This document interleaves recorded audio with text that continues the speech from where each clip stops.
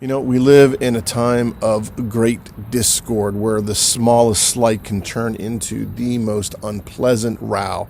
The failure to say hello or say it with the right tone, a terse text, a misspoken pronoun. We've all become so brittle and ungracious in the way we interact with one another. The idea of peace and reconciliation, we want it, but it seems to elude us. Our wills are just determined to have things a certain way, for people to recognize us a certain way, and we can't let go of that desire. And when our wills come into conflict with others who want something different than we want, well, we have a real problem. We have discord. How does the world call on us to resolve discord? Well, to be frank, it keeps insisting that you should win. Keep on insisting your way. You have the need and for justice, and you deserve it, so keep on demanding it. And what does the Lord call us to? He calls on us to turn discord into peace. That is the way of God with us. That's what He's done with us through Jesus Christ. He's made peace with us. So we should seek to turn discord into peace. But the real question is, how? How do we do that? Well, one of the places I turn again and again and again, a well-worn proverb in my life, is Proverbs 12:16. The vexation of a fool is known at once, but the prudent ignores an insult. You know, it takes a lot of thought and care and discipline to unravel discord. So those that have engaged with it and don't like for it to take over, it occurs to them that maybe we should avoid it in the first place. Of course, that means doing something that we find hard, exercising prudence, exercising restraint, forgiveness, maybe even to ignore an insult. Now, the impulsive, the unthinking, have a tendency to shoot their mouth off the second they hear something that irritates them. They don't think about the consequences. They just dive right in and make a further mess of the situation. They disrupt the peace, the relationship that's there because of their irritation. But prudence can help preserve the peace. Now, prudence means knowing the right time, the right place, the right way to address an offense. And I remember getting some advice from my mother-in-law very early in our marriage about avoiding conflict with Mary. Now, for those of you who don't know my wife, she is a very pleasant, well-spoken, very agreeable person. She's really wonderful to work with. But there are moments when she's not at her best.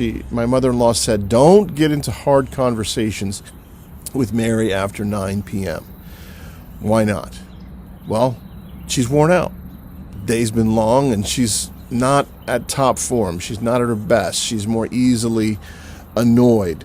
At first, I disregarded that advice, and I began to engage my wife at any time of the day. I'm more of a night owl, so why not talk about hard things at night? And I learned very quickly that I got into unnecessary conflict with her. If I had just waited until she was rested, it would have been a better conversation.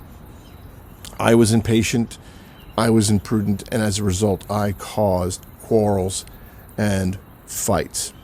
Now, another way of avoiding discord is to recognize that for a particular situation, there may be no right time and right place. So quit before you start. Proverbs 17:14. The beginning of strife is like letting out water, which is a way of saying it's a waste. So quit before the quarrel breaks out.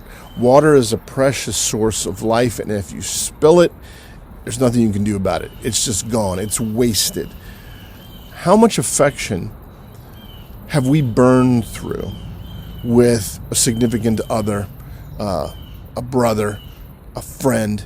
How much goodwill have we burned through because we were insistent on going to the restaurant we wanted to go to, or the movie we wanted to go to, or we wanted a certain paint color up on the wall? How much life have we squandered with those kinds of petty disagreements? So the scriptures say, quit before you waste precious resources. This is all really another way of saying overlook the offense. Be gracious. Proverbs 12:61b. But the prudent ignores an insult. You know, it is possible to overlook an offense. You can do that. You can simply let it go. Well, you say, what if my spouse doesn't listen to my request about the dishes in the sink? What if my friend ignores me in the activity room? Am I just supposed to eat that kind of poor behavior? Our world keeps insisting that we should demand all the justice that we feel that we are owed because our dignity is undermined. We shouldn't tolerate these so-called microaggressions. You deserve justice, so demand it. And I would say that the discussion of justice is a valid one, but this insistence on our own way as a matter of life and death has made us very brittle, and it drains us of the joy of life. And besides, our ultimate justice comes not at the reckoning of our friends and the people around us in the world, but by the grace of God. He's redeemed us. He's redeemed us from our own sin. He's redeemed us from this pettiness, and He's made us righteous. The Lord overlooks offenses. Let's do the same. Blessings on you all.